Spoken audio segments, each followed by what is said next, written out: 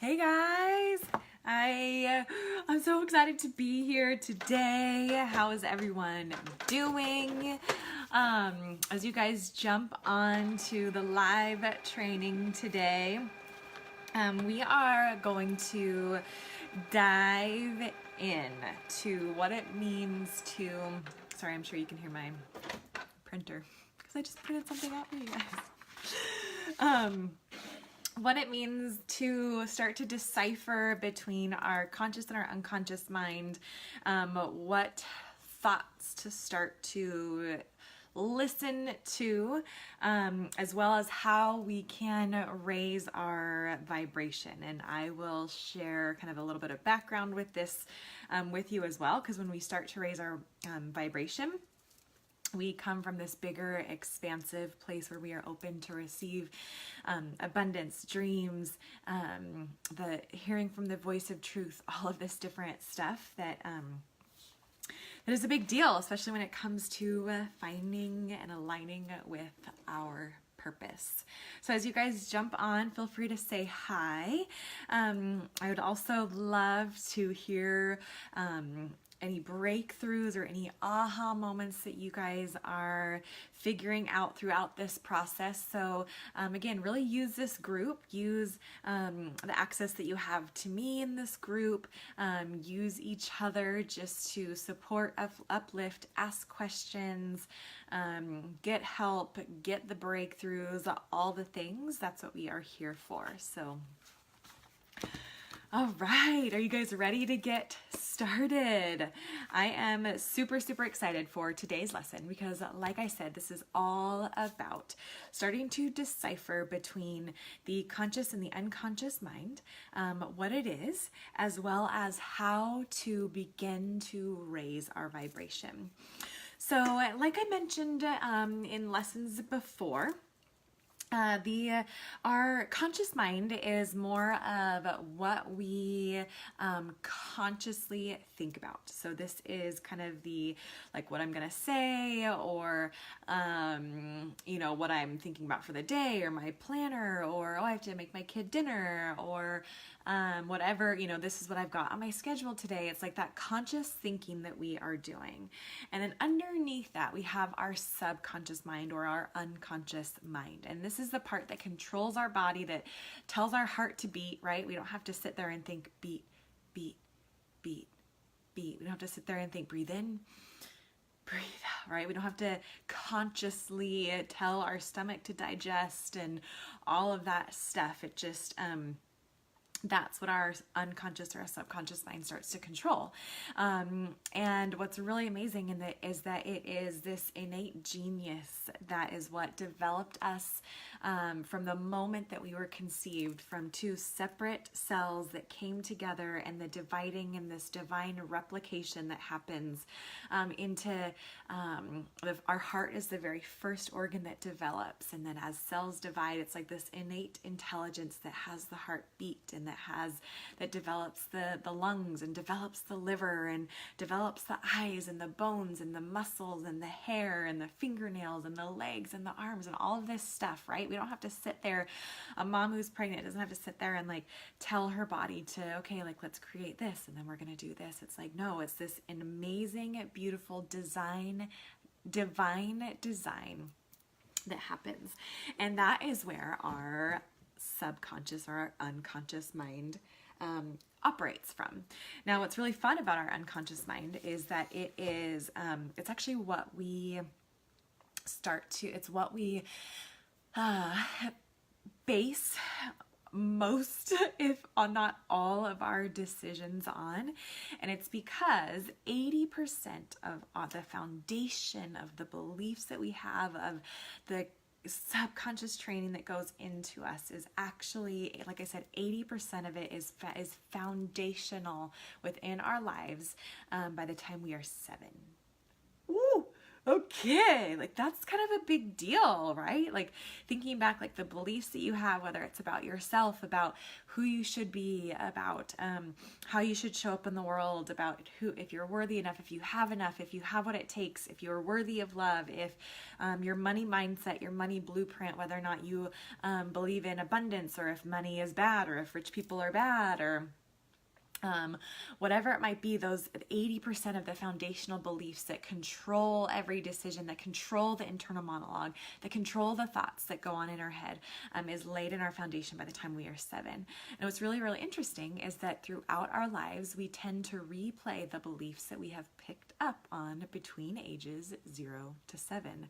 So FYI, if you have a kid, this is where it's really, really important to understand what you say, what you believe, how you act, because I'm such a firm believer that especially when it comes to kids, more is caught than taught. So yes, my son, my toddler, he will hear what I say, but more importantly, he will see what I do.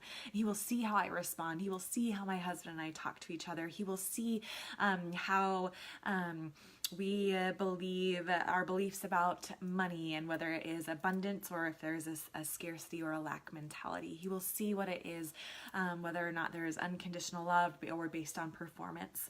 I know for me, one of the beliefs that I that I had to kind of process through was based off of performance, that my dad only loved me when I performed. And so I grew up with singing and dancing and playing sports and all this stuff.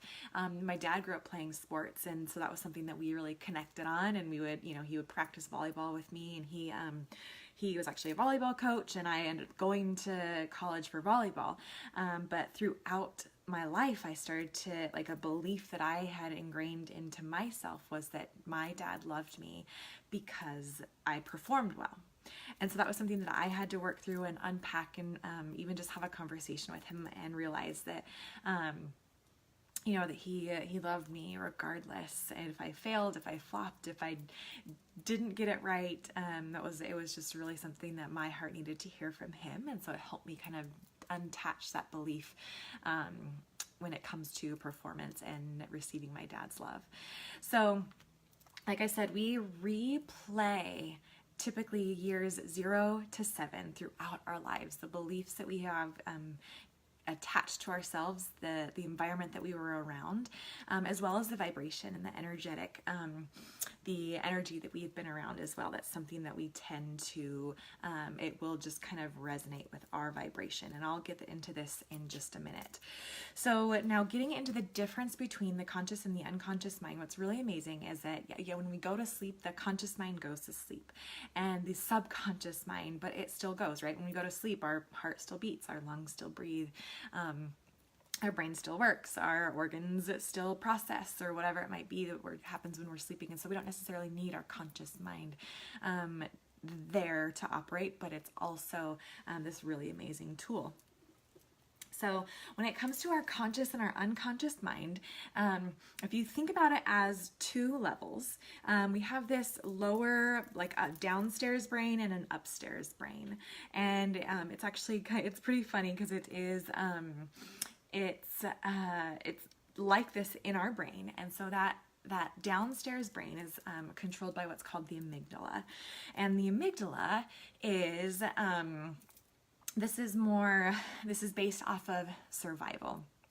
And this is also more considered what we call your ego, or the lizard brain, if you will, or the primal brain. These are kind of some fancy, some trendy words that are going on.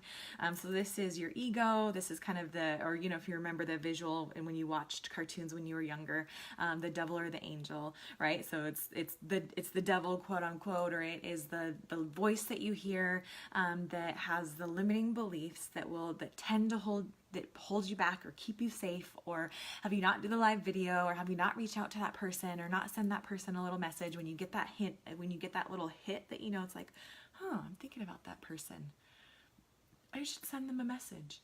And then it's probably not, you're busy, like, just go do this, or they probably won't even get your message anyways, right? So that's kind of the ego mind, or this amygdala.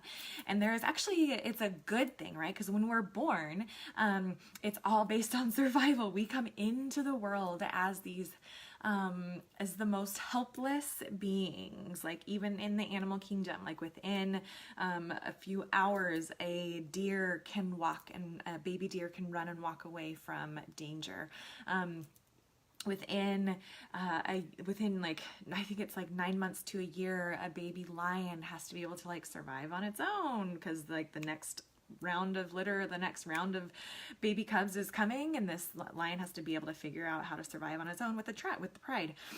So humans are literally, we come into the world based on survival, and so we have to, right, which is obviously food, water, nourishment, right? So nourishment, shelter, and love, right, and protection. So so we come into this world with the innate need and survival mechanism to say, like, I'm hungry, I need like survival, like this is what I'm here for, is to survive.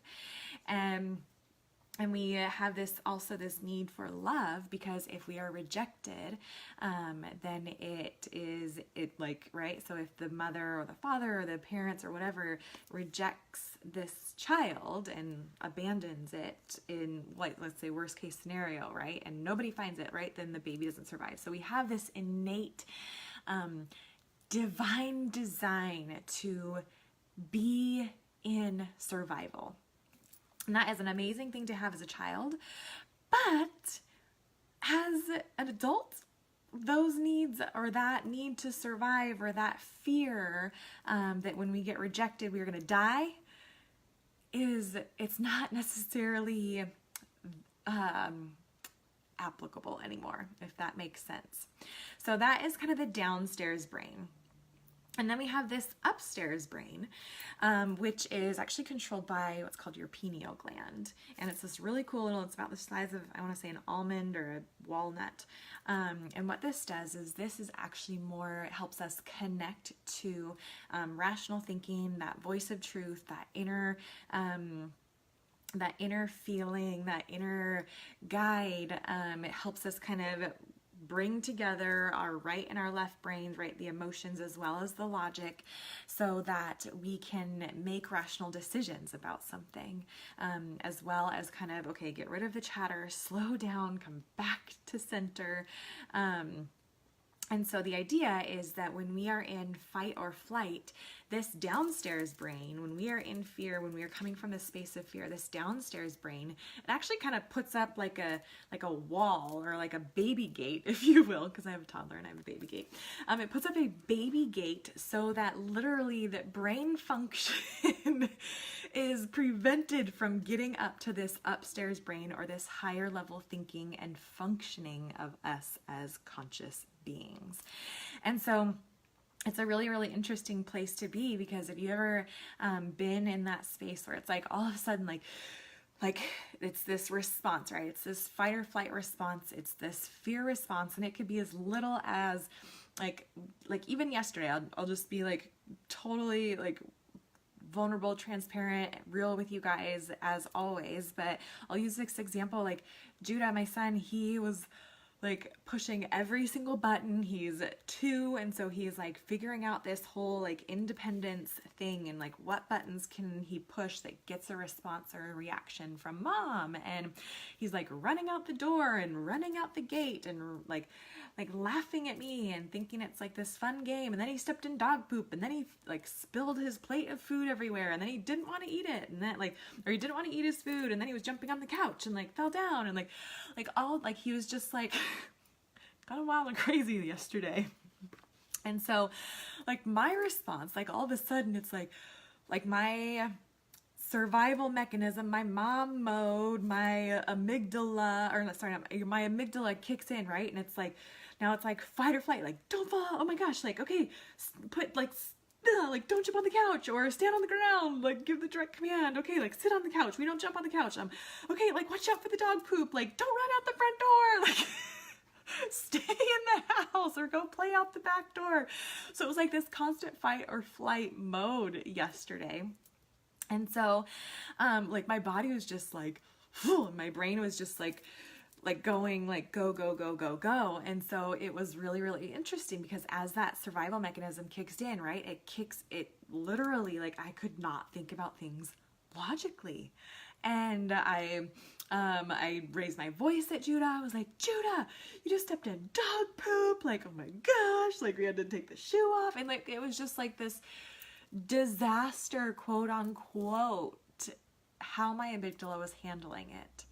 And so you, maybe like me, have had those moments, whether it is with a spouse, whether it is with a toddler, right? Whether it is with something with your job or losing something or whatever it might have been, or even just internal monologue that clicks the brain into this downstairs function with the amygdala of this fight or flight.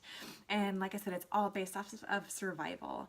And so as adults, this survival, functioning from this survival space, is actually, it is what is considered, it's more of, again, that ego mind, as well as lower vibrations. And I'll explain what this means. So the idea is that we want to start to function from, yes, our upstairs brain. We want to function from that intuition and logic and hearing that voice of truth and shutting up and not talking or listening to the ego mind, but also deciphering, right, what it is, right? Because this is also the trick is starting to understand the difference between the two. And so one of the exercises that I'm going to have you guys do is to actually, in the group, in a comment, you're going to type out some of the thoughts that your ego mind tells you, and then some of the thoughts that your conscious, and then some of the thoughts that your enlightened or your voice of truth or your intuition tells you, right? So the difference in these two different things is things like with the ego mind, with these lower vibrations, which I'll get into in just a second. These are more based off of fear. These are more based off of anger. This is more based off of worst case scenario, believing the worst about yourself or others. It's more based off of pride, maybe grief, shame, perfectionism, fear, whether it's fear of failure, fear of rejection, just that kind of that stuff, compared to now this higher vibration, which I'll talk about, which is based off of joy and reason and peace and willingness and love and acceptance and gratitude. And so these are kind of these higher vibration thoughts that come from more of that upstairs brain that can look at all sides of a story, that can take into account empathy and maybe taking into account what the other person might be feeling. They can take into account, okay, yes, even though I'm feeling like if I do a live video talking about this thing, or if they're gonna reject me, right? So it's recognizing that and moving beyond that. And so now when it comes to vibrations, this is a really, really fun lesson for me to share, because totally gets into my psychology background, as well as I've always been such a nerd for science. And so if you imagine like back to your science class back in the day, when you were in school, and your biology or your science teacher was talking about the periodic table of elements, right? It's all like all of the different little periodic table of elements that has all these little letters and numbers on it and all this different stuff. And it's basically this anatomical structure of atoms. And so if you think about water, right? So 2 hydrogen molecules and 1 oxygen molecule come together and they create this molecule of water, right? Then you put a bunch of molecules of water together and then you get liquid. And so what's really great about energy is that everything in our world is created of these atoms and these subparticles of atoms. And so it all is just either a positive or a negative charge as it comes together. And so when it comes to energy, or what's called frequency, everything, like I said, it is energy and it has a certain frequency. So it's kind of like tuning your radio. If you want the country station or the rock station or the top 40 hits, you have to tune your radio into that specific frequency, right? Into that radio wave or that energy. So then same thing for ourselves, same thing for our body, same thing for our mindset. And what's really interesting, again, so coming back to the mind, coming back to that upper and lower brain, that downstairs, upstairs brain, that conscious, unconscious mind, this is where our thoughts create our actions, or our beliefs create our thoughts create our actions, our actions create our habits, and our habits create our destiny. Okay, so as you can see, this foundation of belief, see how I'm kind of bringing it full circle. I hope you guys are still with me.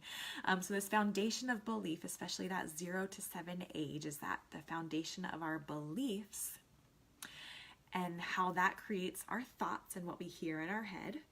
And then what that does is that creates our actions, right? So whether or not we're going to do the live video or not, if you're coming from this space of believing that people are going to reject you, or whether or not you are jumping out in faith to start the YouTube channel or the blog or the business or the whatever it is, or if you're basing it off of your fear of failure that might have been picked up, right, sometime between 0 to 7.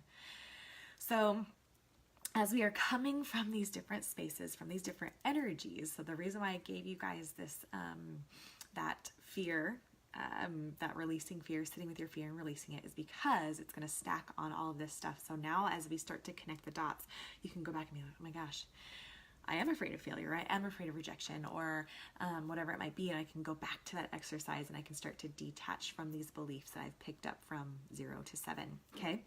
So now when it comes to this energy, this vibration, so everything in the world has a certain frequency.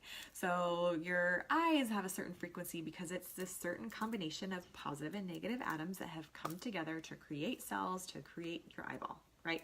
So everything in your body has a certain frequency. A tree has a frequency. This pen, even though it's like the metal and the plastic, like the materials of it have a certain frequency or a vibration.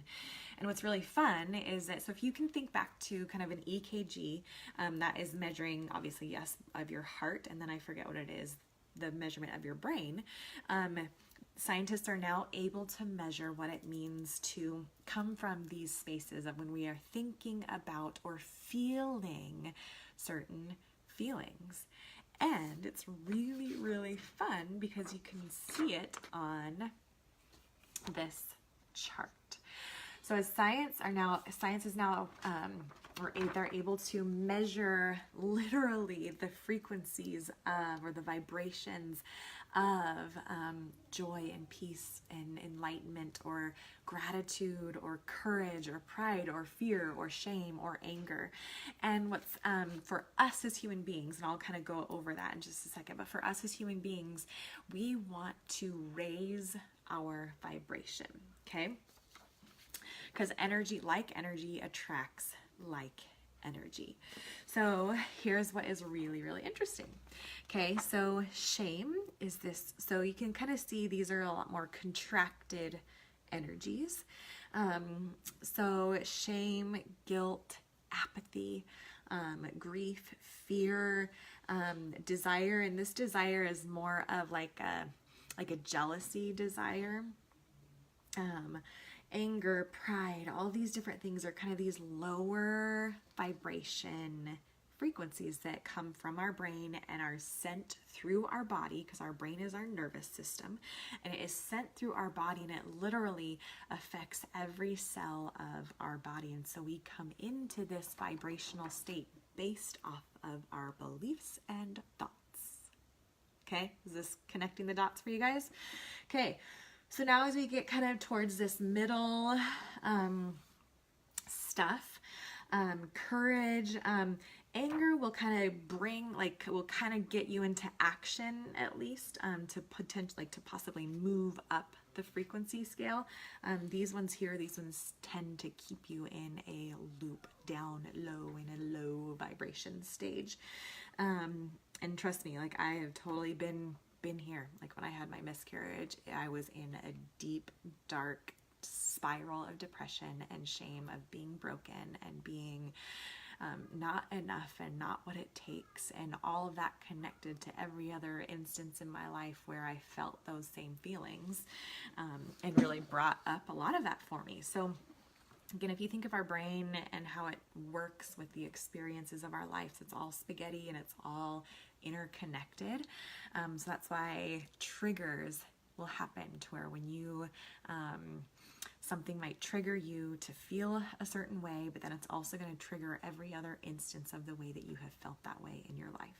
Okay, so then that's where our ego brain starts to go off and starts to say, oh, we're not enough, and you failed in this spot, and remember when you failed in here, remember when you didn't do it, remember when you didn't have what it took, and right now we're in this negative spiral. Okay, so how do we get back up into these higher vibrations, into things like neutrality? That's more of like, you don't, like, having an opinion is good, yes, absolutely, but you're also at kind of this space of peace, and you're able to see multiple angles of an opinion. So whether it is, maybe it's politics, maybe it is race, gender, religion, whatever things might be, you are able to remain in a space of love and acceptance and empathy, and seeing every other person's point of view, and allowing them to be where they are at in their journey without judgment.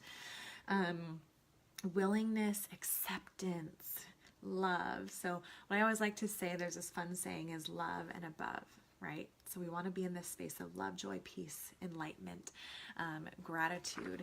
And so one of the, and again, these are kind of these more expansive vibrations, these higher vibrations that literally allow us to connect deeper in with how our body functions, with connecting with our higher power, whatever that might be for you, with connecting with God, with that voice of truth, spirit, whatever that might be for you, connecting with that voice of truth inside, and then also coming from this space of love and accepting ourselves as well as others and where they are at in the journey, and just being in this space of peace and in flow, and trusting that everything is happening for you regardless of the circumstance, regardless of how it is, that it's all happening for you to show you the strength that you have inside.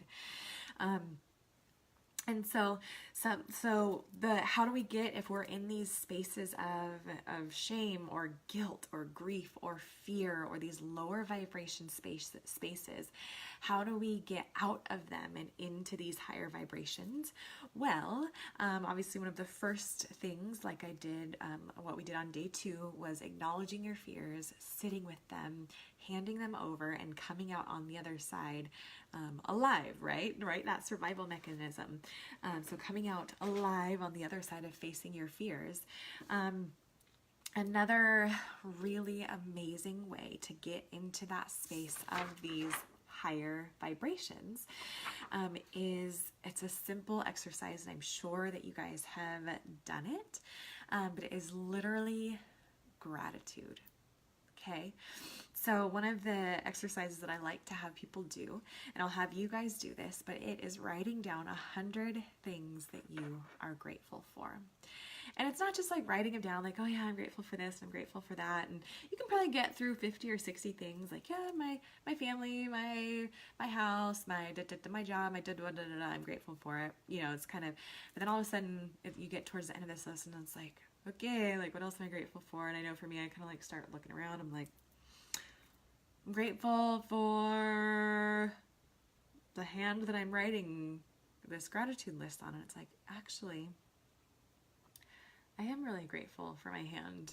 Like, I can pick up things, and I can write, and I can hug, and I can hold, and I have a friend who doesn't have an arm, and gosh, I'm just really, really grateful for my hand. And you start to kind of get into this space of really feeling gratitude, or really feeling love, or really feeling joy, right? So now all of a sudden, when we feel it, signals in our brain, it lights up those special areas in our brain that send those signals and hormones and all of that stuff that ignites every cell in our body to literally vibrate from those spaces.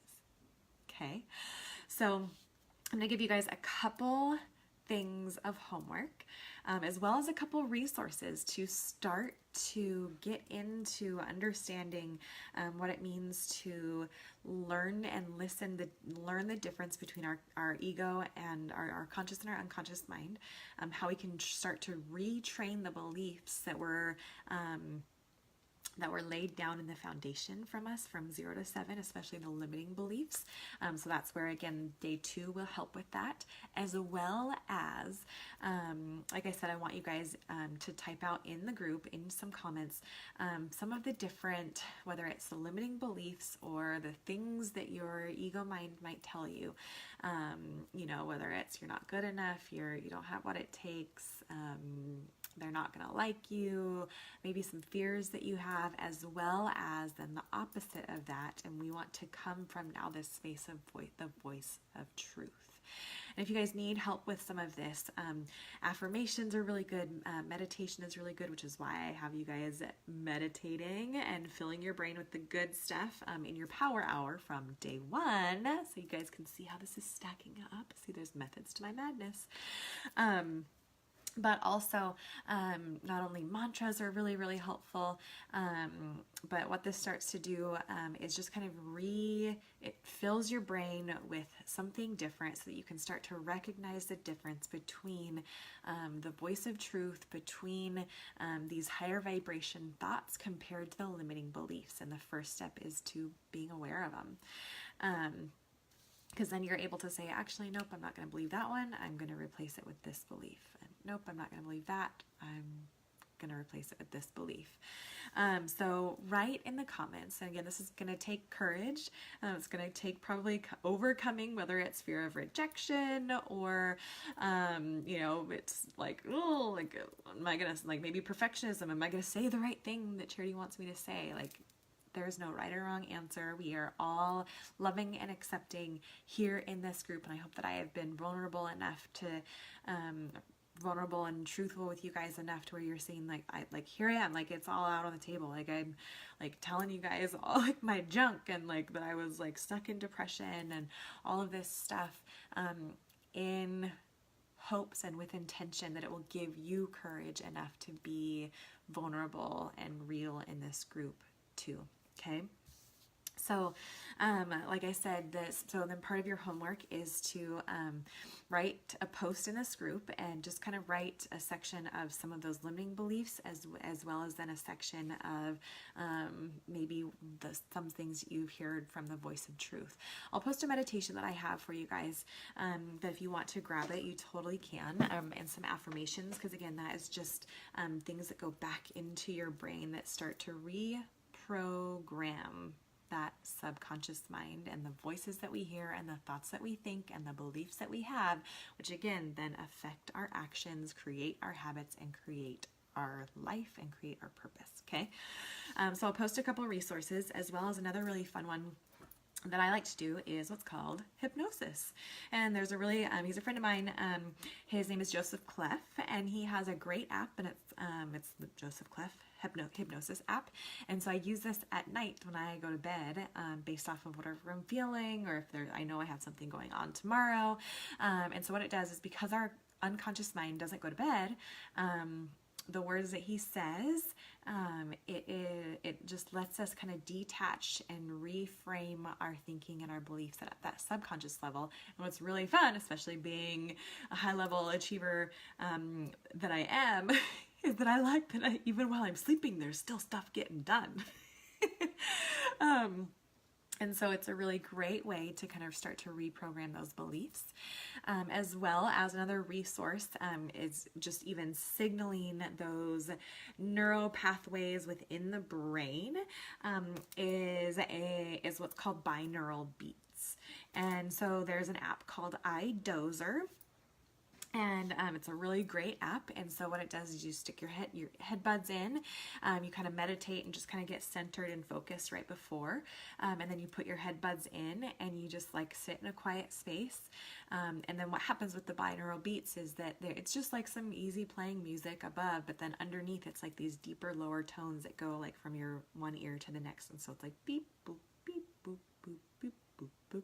And it gets like either slower or faster based off of certain things, certain sounds, certain tones and speeds of tones that literally will light up different areas of your brain. And so if you want to feel joy, if you want to feel peace, if you want to feel love, if you want to sleep really well, if you want to feel like whatever it might be, this app is really great for that. And so you just pop in your headphones, lay there for like 10 minutes and just let the sounds that go back and forth in between your headphones activate certain parts of your brain, and then that sends out signals to the rest of your body. So there's all these really fun ways to start to raise your vibration and start to kind of connect your brain together to get into that logical brain to start to retrain some of this unconscious limiting beliefs that we have.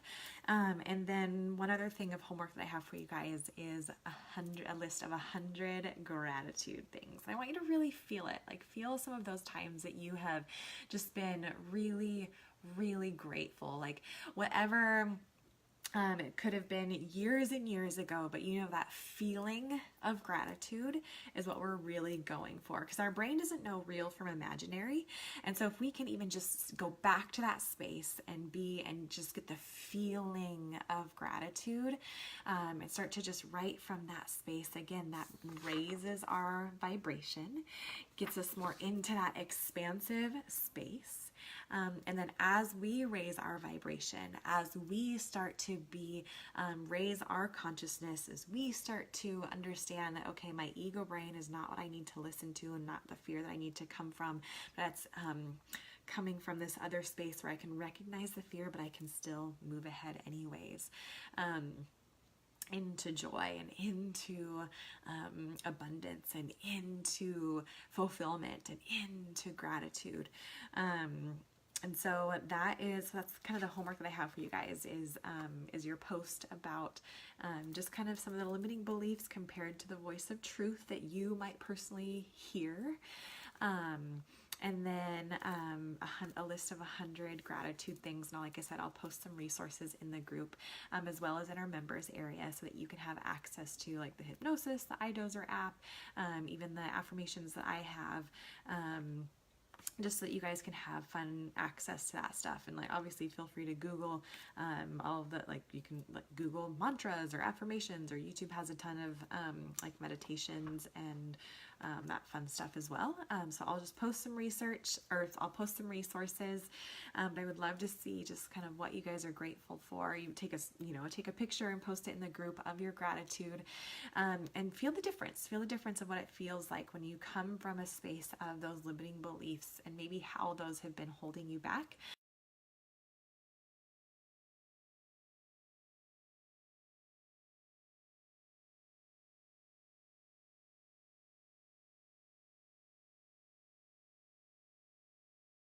Amazing day, and